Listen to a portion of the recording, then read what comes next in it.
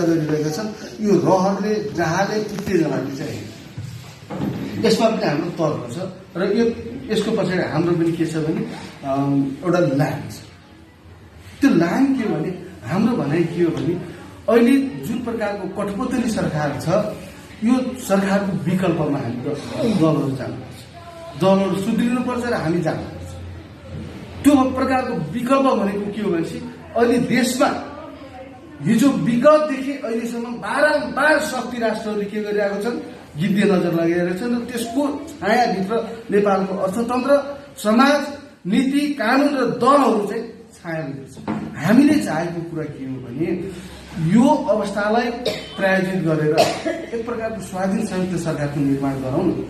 त्यो स्वाधीन संयुक्त सरकारभित्र को रहन सक्छ, को आउन सक्छ त भनेपछि त्यो स्वाधीन संयुक्त सरकारभित्र देशभक्त शक्तिहरू आउन सक्छ, जानतान्त्रिक शक्तिहरू आउन सक्छ, प्रगतिशील वामपन्थी शक्तिहरू आउन सक्छ, राष्ट्रवादी शक्तिहरू आउन सक्छ र यो शक्तिहरूको बीचमा एक प्रकारको सम्मेलन गरेर यो सम्मेलनको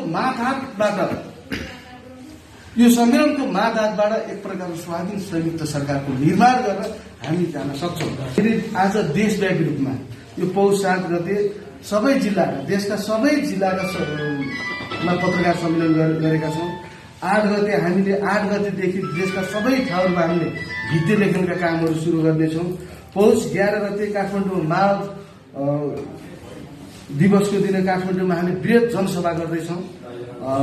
त्यसपछि हामीले पौष 16 गतेदेखि देशव्यापी पर्चा वितरण गर्नेछौँ र खास गरिकन यो 16 गते विभिन्न जिल्लाले कुनै एउटा निश्चित सहरलाई केन्द्रित गराएर पर्चा वितरणको कार्यक्रम सुरु गर्नेछ।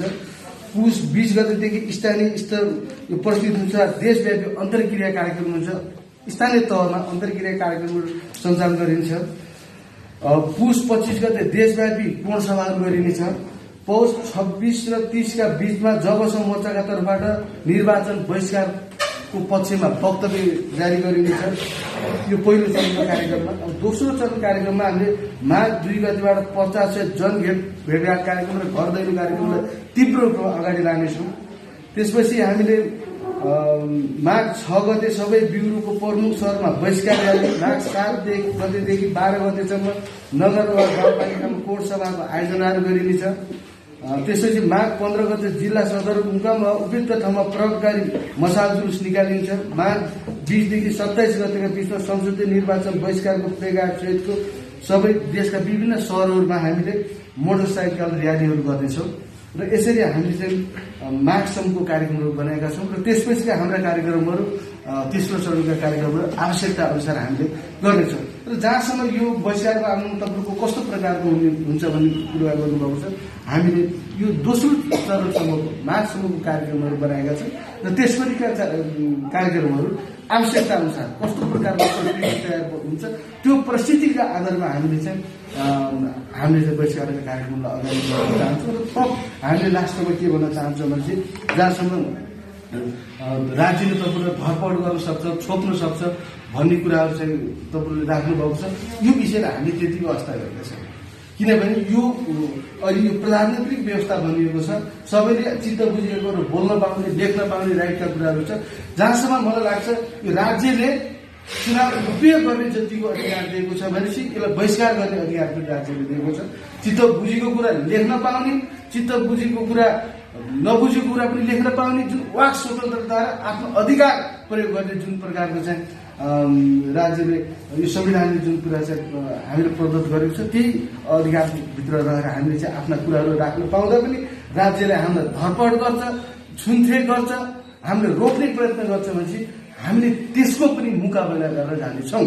त्यो प्रकारको परिस्थिति राज्यले नल्याओस्, त्यो प्रकारको अवस्था राज्यले नल्याओस्। हामीले त्यो प्रकारले उत्तेजित बनाउने, हामीले चाहिँ त्यो प्रकारले चाहिँ एउटा एक प्रकारले सशङ्कित बनाउने काम चाहिँ राज्यले नगरोस् भन्ने हामीले एउटा शान्तिपूर्ण तरिकाले हाम्रा विचारहरू प्रकट गर्न पाउने अधिकारबाट हामीले वञ्चित नगरिस् भन्ने कुरा पनि हामीले राज्यलाई भन्न चाहन्छौँ। र हामीले अहिलेसम्म जुन यो दोस्रो चरणको कार्यक्रम तपाईँले सुन्नुभयो यो शान्तिपूर्ण नै छ। धन्यवाद।